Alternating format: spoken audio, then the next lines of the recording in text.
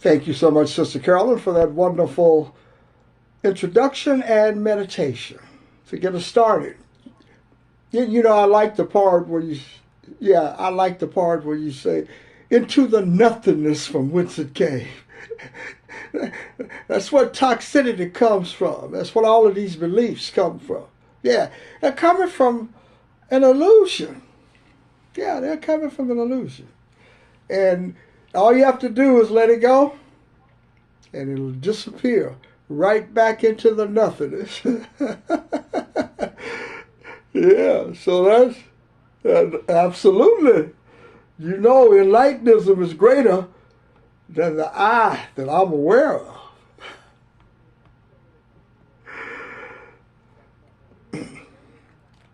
That I created. Have a great day. Thank you so much, Sister Carolyn, for those wonderful insights. I'm Brother Malcolm coming here with you folks live from the Enlightenism Zone. I want to thank all of you for tuning in to this wonderful broadcast that we have in store for you, not only on this day, but Monday, Tuesday, Wednesday, and Sunday. We're doing the work. Why? We're doing the work to get out of the pain.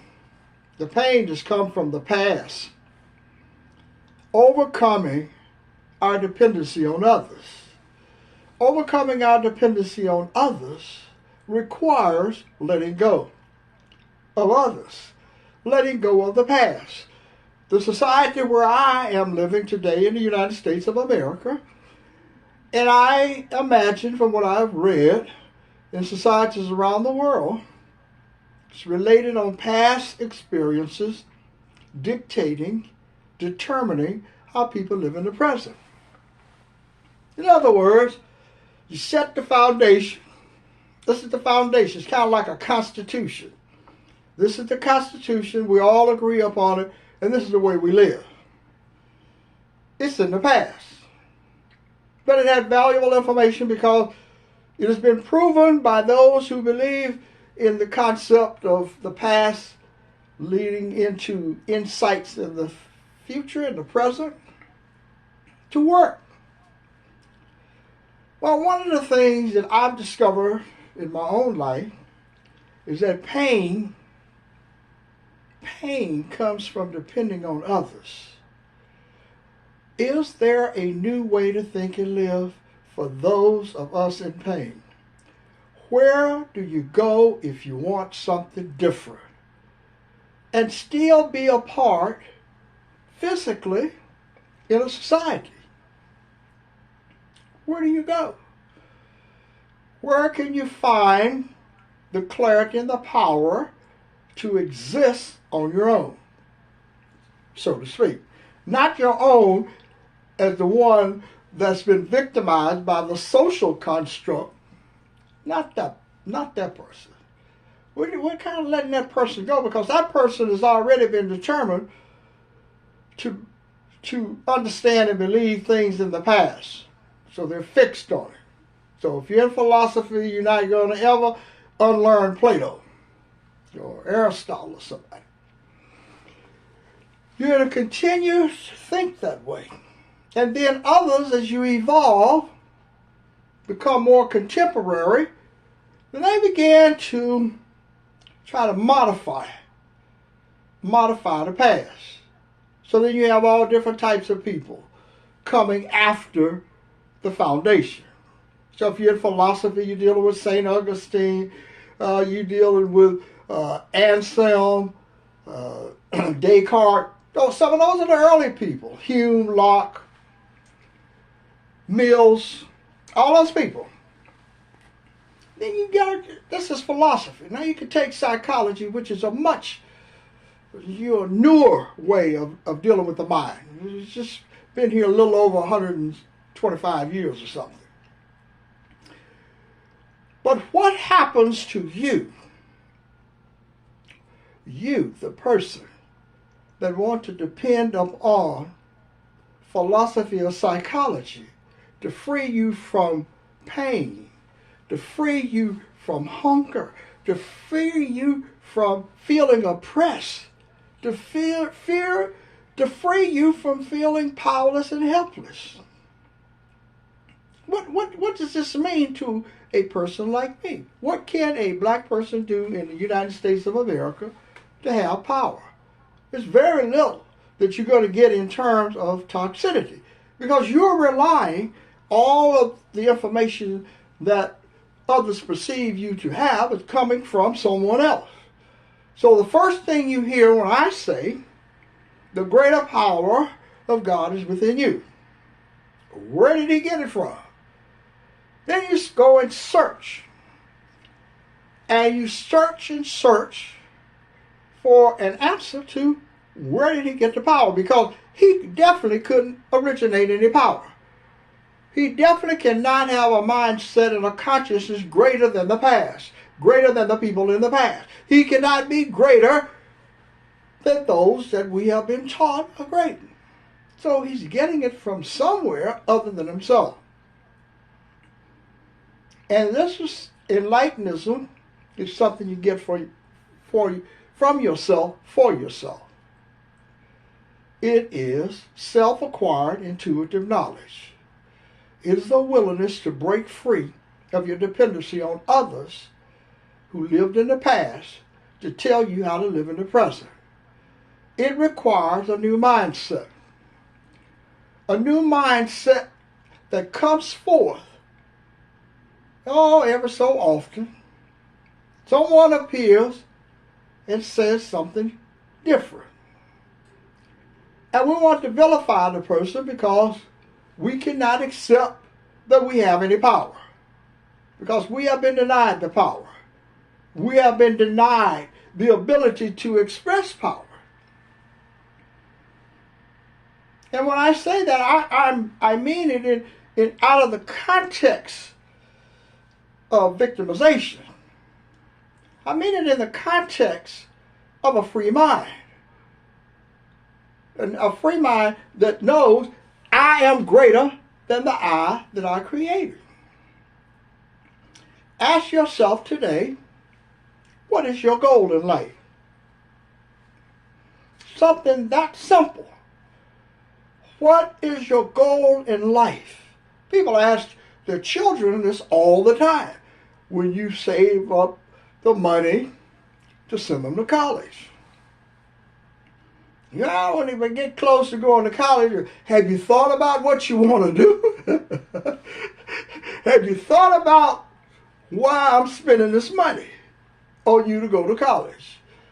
Or supporting the person emotionally, psychologically? However you're supporting the person, you want to know, well, what is it? What is your goal? Then you ask yourself, what is your goal today? Whatever age you are, because age is an illusion. I want you to know that. It's not real. It's unreal. It comes from the past. It's based on the study of people over a period of time. So I want you to think today, what is your goal in life? Let's just say, for the sake of our conversation that we're having today, and we're really having a conversation, I'm sharing some information with you about Enlightenism and self-acquired intuitive knowledge, and by what it means to believe that you were born with a powerful mind, and that the greater power of God exists within you is unconditioned consciousness. So, let's just say you want to be a medical doctor. This is your goal. This would be considered a noble goal. Oh, what parent wouldn't want their son or daughter to say, in high school, I want to be a medical doctor. I want to find a cure from some pernicious disease that's killing a lot of people. Sickle cell anemia would be one thing you could think of, among other things. So this is your goal. Bear with me. This is the goal you have chosen. So now you are a doctor. What was the goal of becoming a doctor? What is it that you wanted to do after you became a doctor? And what is that goal? So you want to be a neurosurgeon, or you want to be an obstetrician, gynecologist. You want to be somebody in this field, psychiatrist.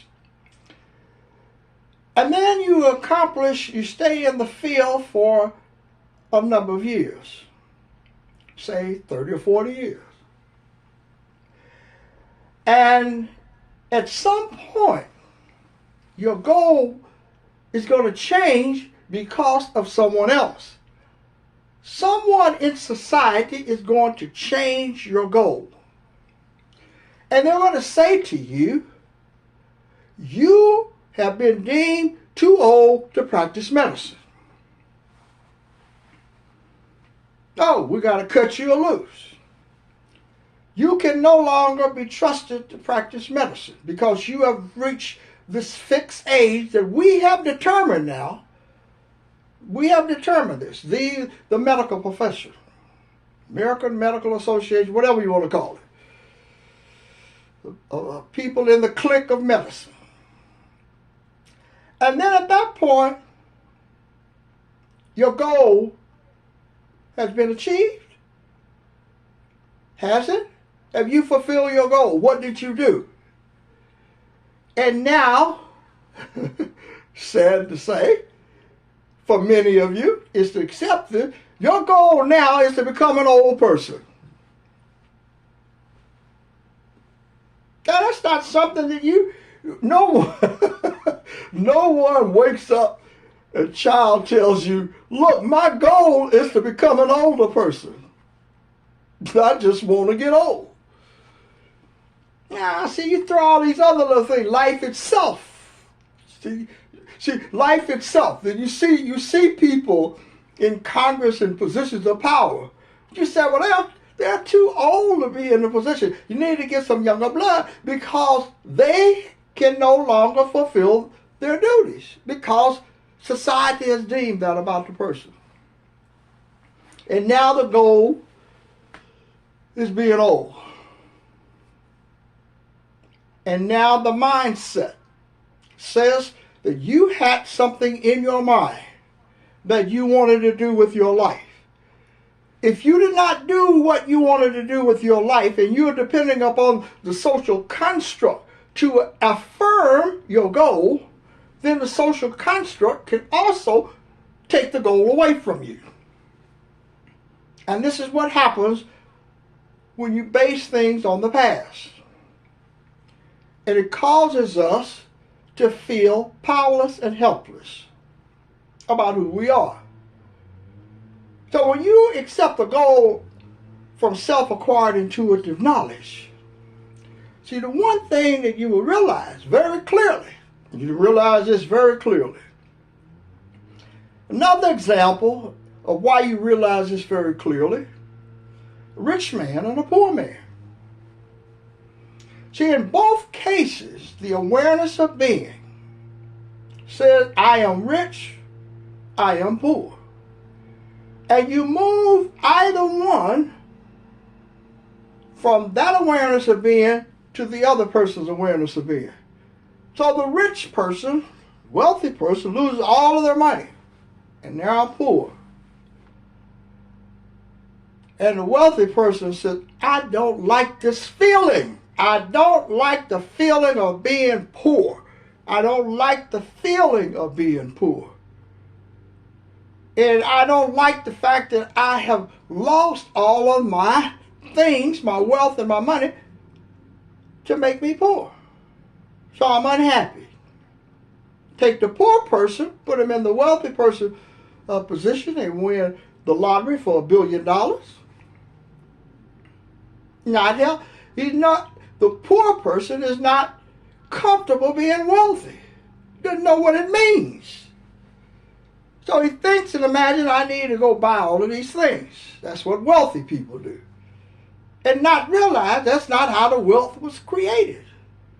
Wealth was created by working in an idea. Because that was the goal. But if your goal is to be going along with things in society and you're scuffling and suffering and so forth, then that's what you become accustomed to. And that's called powerlessness.